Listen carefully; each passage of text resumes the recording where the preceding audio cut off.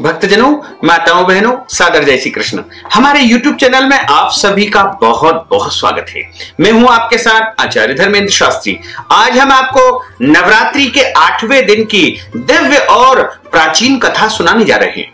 इस कथा को आप अंत तक जरूर सुनिएगा और अधिक से अधिक लोगों को शेयर भी करिएगा।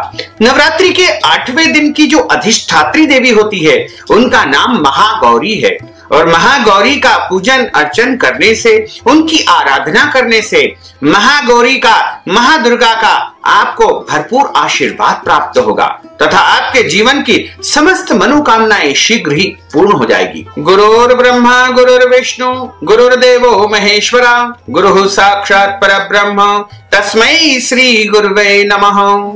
कृष्णाय वासुदेवाय हरये परमात्मने प्रणतः क्लेशनाशाय गोविंदाय नमो नमः। नमो देव्ये महादेव्ये शिवायै सततं नमः। नमः प्रकृति भद्रायै निहिता प्रणता स्मतां शरणागत दीनार्थ परित्राण परायणी सर्वस्यार्ति हरे देवी नारायणी नमोस्तुते। सर्वा बाधा विनिर्मुक्तो धन धान्य सुतान्वितः मनुष्यो मत् प्रसादेन भविष्यति न संशयः। सर्वा बाधा प्रशमनं त्रैलोक्यस्य अखिलेश्वरी एवमेव त्वया कार्य मस्मद्वैरी विनाशनम। बोलिए महागौरी माता की जय, जगदम्बे मात की जय।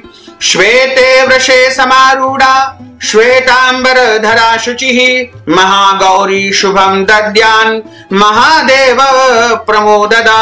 मां दुर्गा जी की 8वीं शक्ति का नाम महागौरी है। नवरात्रि के 8वें दिन महागौरी की उपासना की जाती है।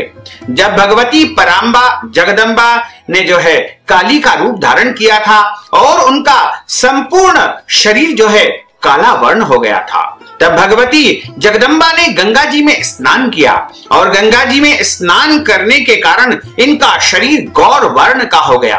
उसी दिन से इनको महागौरी के नाम से जाना जाने लगा और भगवती महागौरी की उपासना करने से भक्तों के सारे संकट और कष्ट समाप्त हो जाते हैं तथा जीवन में उत्तरोत्तर उन्नति और प्रगति उनको प्राप्त होती है।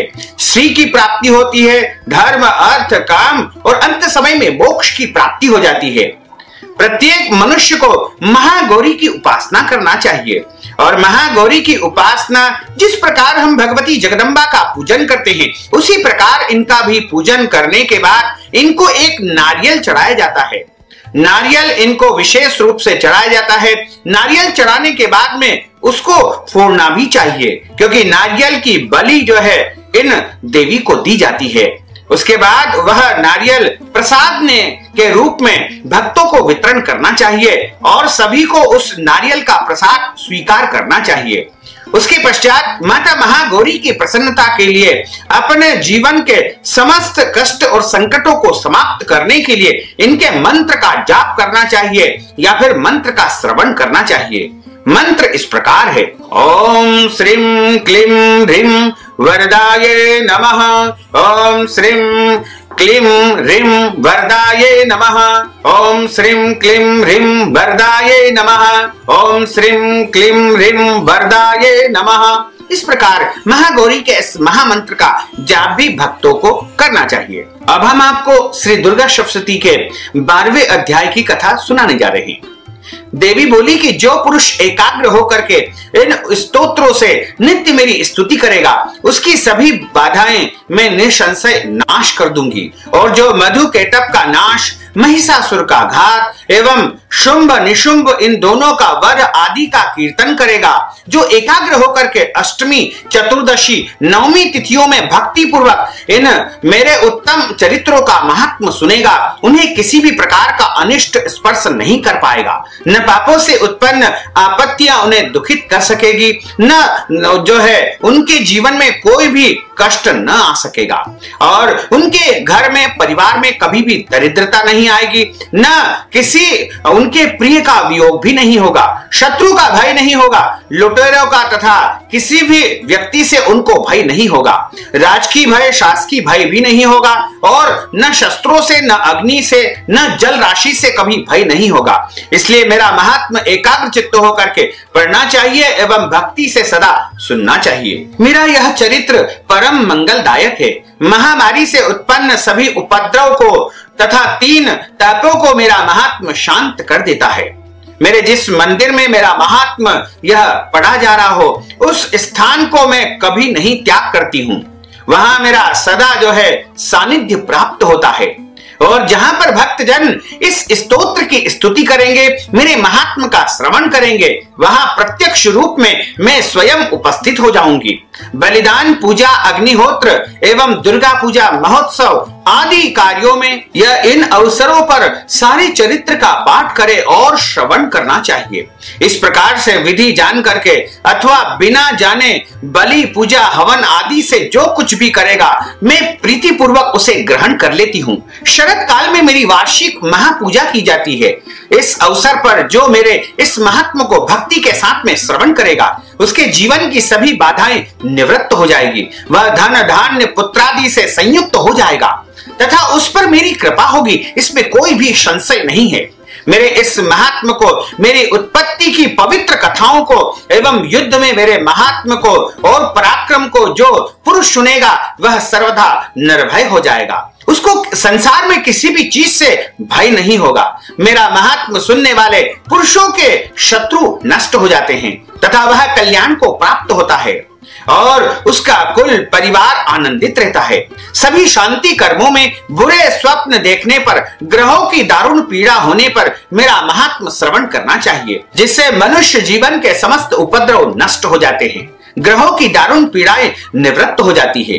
मनुष्य का देखा हुआ बुरा स्वप्न सुख स्वप्न में परिवर्तित हो जाता है। बाल ग्रहों द्वारा पीड़ित बालकों के लिए यह महात्मा शांतिदायक है। मनुष्यों में फूट हो जाने पर यह महात्मा मित्रता कराने में परम उत्तम माना गया है। सभी दुराचारियों को बल को भली भांति नाश कर देता है। पढ़ने से ही राक्षस, भूत, पिशाच आदि का जो है नाश हो जाता है और मेरा यह सारा महात्मा मेरी सन्निधि प्राप्त करा देता है। पुष्प, अर्घ्य, धूप, गंध आदि उत्तम दीपों द्वारा मेरे पूजन से, ब्राह्मणों को भोजन कराने से, हवन से, प्रतिदिन अभिषेक करने से और अनेक प्रकार के भोगों का दान करने से और वर्ष भर ब्राह्मण को दान पुण्य करवाने से और इसके साथ इन पुण्य कर्मों के साथ में जो मेरी आराधना करता है, उससे मैं प्रसन्न होती हूँ, मुझे प्रसन्नता प्राप्त होती है, वही मेरी प्रसन्नता है।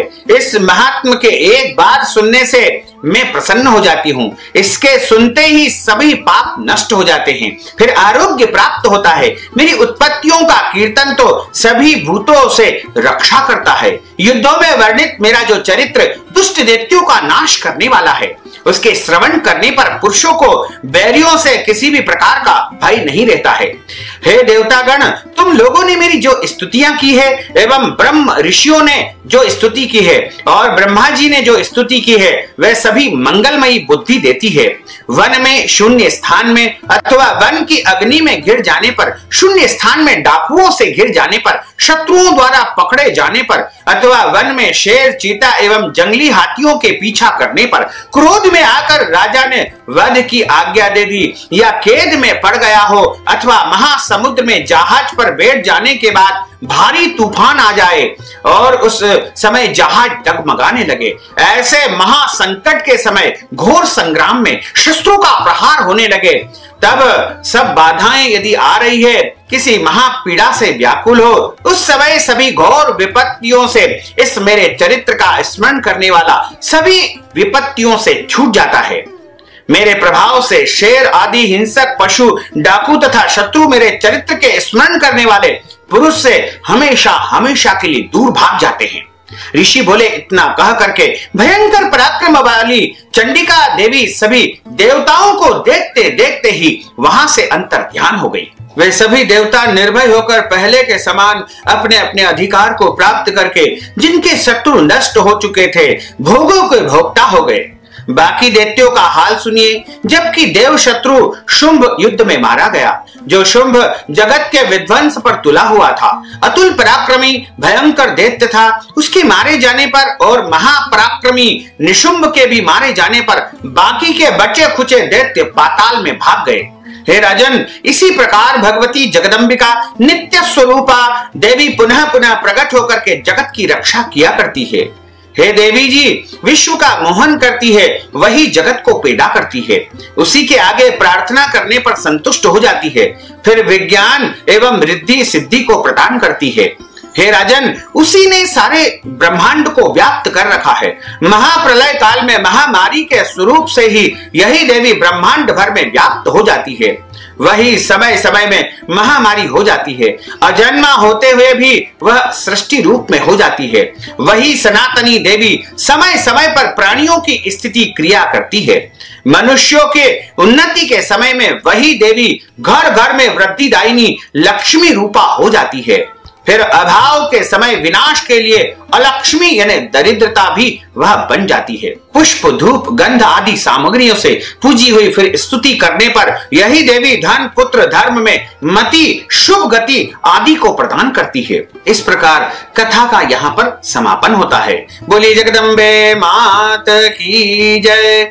अच्युतम केशवम राम नारायणम कृष्ण दामोदरम वासुदेवम हरे श्रीधरम माधवम गोपिका वल्लभम श्री जानकी नायकम श्री रामचंद्रम भजे जानकी मनोहरम सर्वलोक नायकम श्री शंकरादि सेवितम पुण्य नाम कीर्तनम श्री राम राम राम राम राम नाम तायकम राम कृष्ण वासुदेव भक्ति मुक्तिदायकम राम कृष्ण वासुदेव भक्ति मुक्तिदायकम राम कृष्ण वासुदेव भक्ति मुक्तिदायकम। भक्तजनों, माताओं, बहनों, आपने जो ज्ञानवर्धक कथा का श्रवण किया है, कथा सुनने के बाद यदि आप दान स्वरूप धन राशि प्रदान करना चाहते हैं या मां जगदम्बा की अपनी ओर से दुर्गा पूजा करवाना चाहते हैं या फिर अन्य स्तोत्र मंत्र पाठ आप अपने नाम से करवाना चाहते हैं या फिर कन्या भोजन या अपने नाम से हवन पूजन का कार्य आप यदि करवाना चाहते हैं तो आप नगद राशि के रूप में हमारे पेटीएम के माध्यम से, गूगल पे के माध्यम से, फोन पे के माध्यम से या अकाउंट नंबर के माध्यम से सीधे सीधे धन राशि आप हमें प्रदान करके कन्या भोजन का और देवी पूजा का संपूर्ण पुण्य फल प्राप्त कर सकते हैं। साथ ही इस ज्ञानवर्धक वीडियो को अधिक से अधिक लोगों को शेयर करिएगा, लाइक करिएगा, कमेंट करिएगा और यदि अभी तक आपने सब्सक्राइब नहीं किया तो अभी और इसी समय सब्सक्राइब अवश्य कर लीजिए। आपको और आपके पूरे परिवार को सादर जय श्री कृष्ण, सादर धन्यवाद।